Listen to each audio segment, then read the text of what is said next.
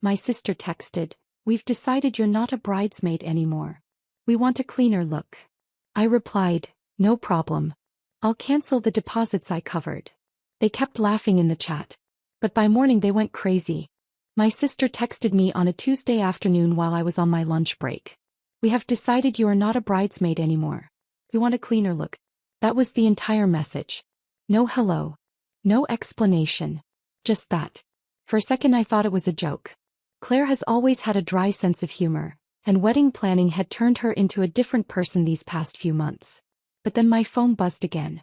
It was the bridesmaids group chat. Apparently the color scheme had changed. Apparently the dresses were being altered. Apparently the bridal party was now smaller and more curated. That was the word her fiancé Ethan used when he chimed in. Curated. I stared at my reflection in the dark screen before replying. I had been working double shifts at the hospital for weeks. My hair was usually in a bun, I lived in scrubs, and I had not had a proper day off in almost a month. I knew I looked tired lately. I just did not realize I looked removable. I typed back, "No problem. I will cancel the deposits I covered." Then I muted the chat. For context, I had fronted the deposit for the venue and the catering. Claire and Ethan were short on cash after buying their new house, and I had savings. It felt like the right thing to do at the time. Half the wedding was sitting on my credit card. My phone exploded almost immediately. "Relax. It was a joke. You would not actually do that. Stop being dramatic, Allison." They kept laughing in the chat. Even my cousin Marissa added a string of crying emojis like it was all hilarious. I did not respond again. I finished my shift. I drove home. I opened my laptop. The venue contract clearly stated full refund if cancelled more than 30 days in advance. We were at 32. I sent the cancellation emails before I could talk myself out of it. I was polite. I did not mention why. I just said circumstances had changed. Then I went to bed. By 6:12 the next morning my phone was vibrating nonstop on my nightstand. Claire had called 11 times. Ethan 7. My mom 3. There were screenshots from the venue confirming the cancellation.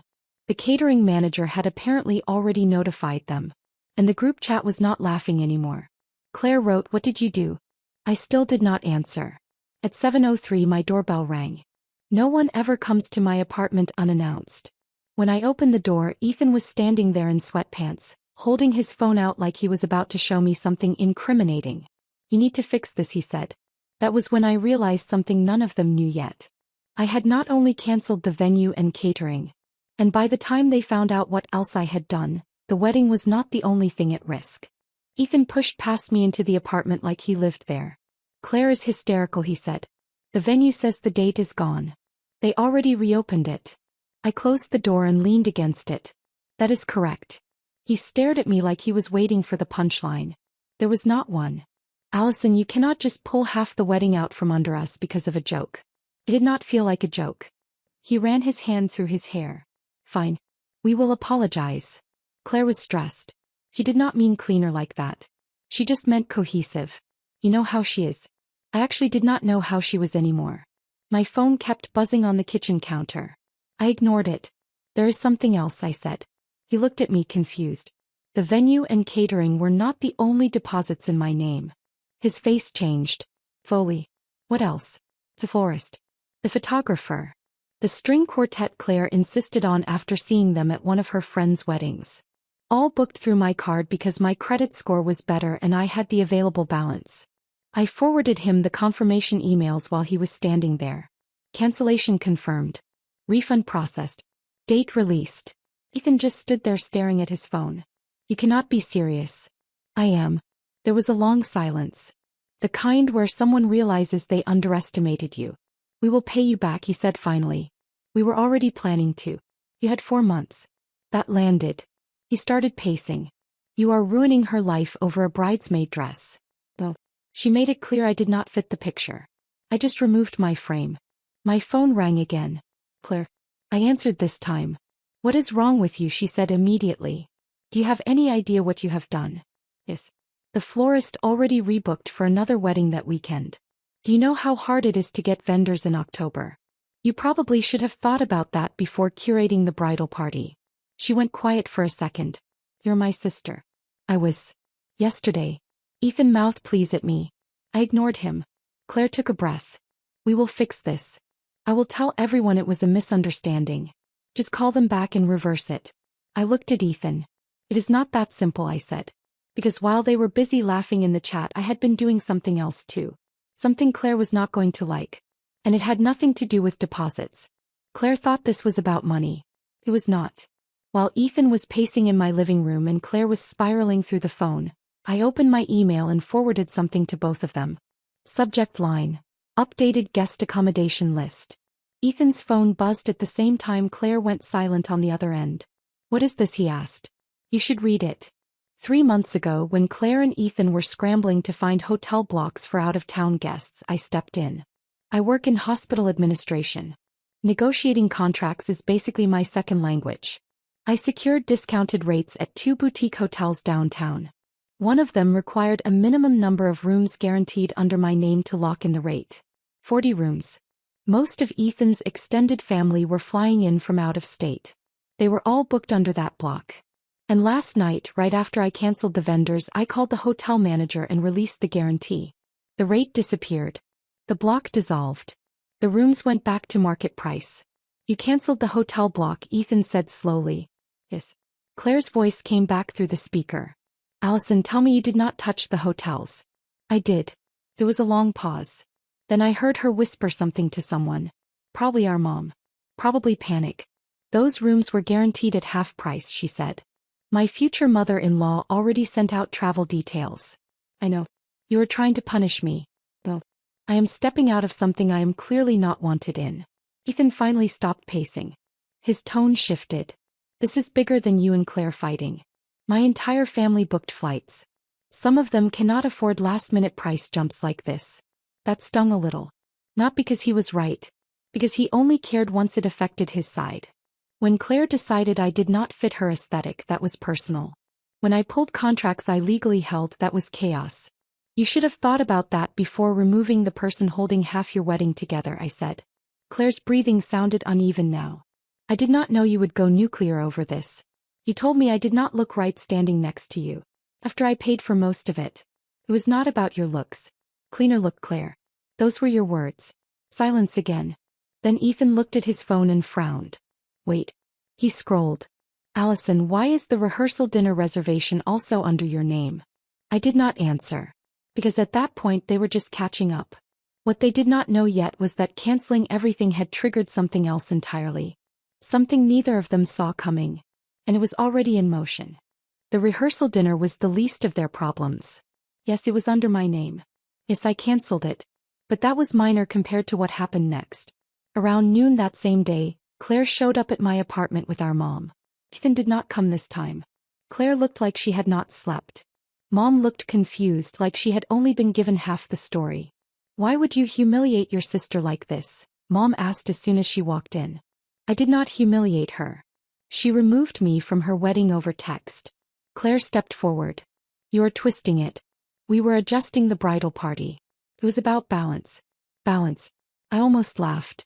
Mom turned to me.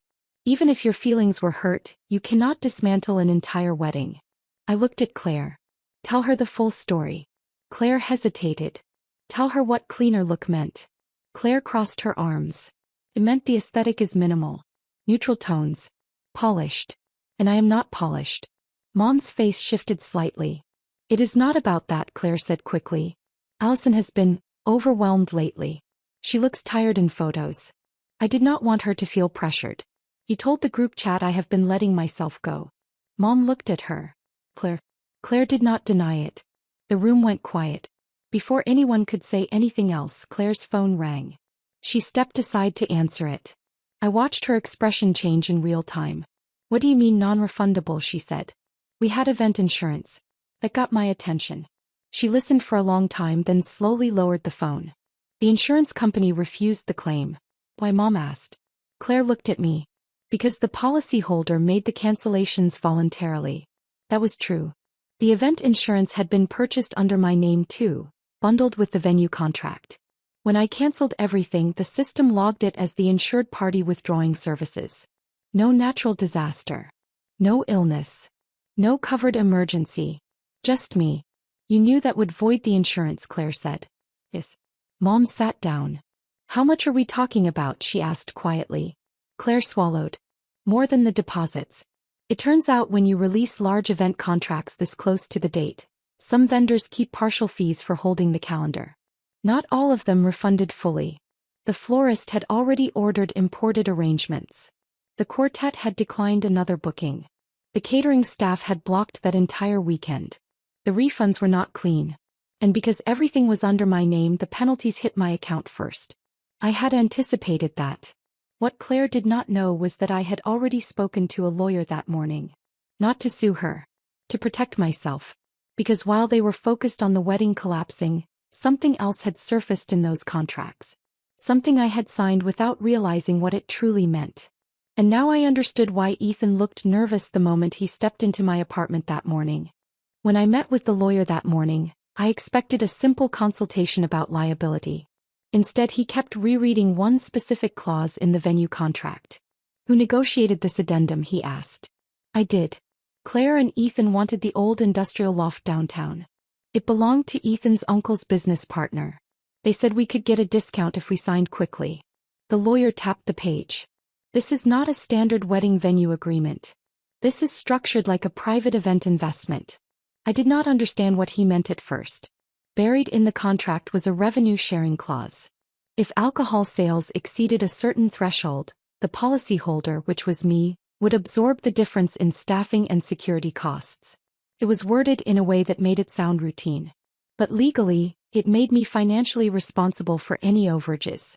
Unlimited bar. 400 guests.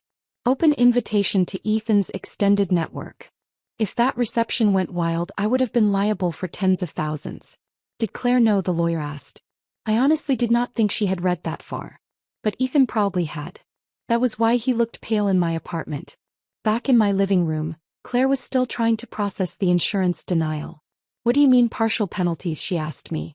I thought you said everything was refundable. Most of it was. Not all.